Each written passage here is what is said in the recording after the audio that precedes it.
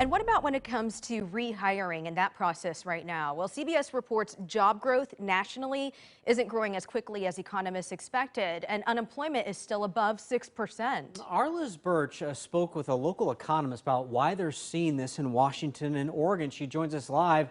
So Liz, you also talked to a local brewery, says they're having trouble hiring people to work for the first time ever.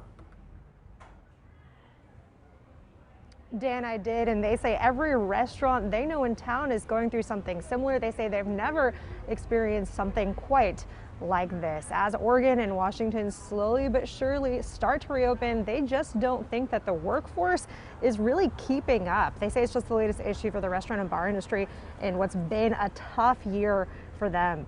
Burrow Mountain Brewing's owner says they've had an ad out for months for a new cook, but they still haven't gotten any serious applicants.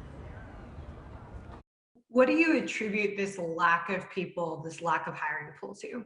Well, I mean, to me, I just put it towards the unemployment thing, but I'm sure there's all kinds of different levels. But the way that I hear it from the words of the mouths of those employees are they're missing out on free money if they don't take advantage of it. What do you want to see change? What's the solution to this?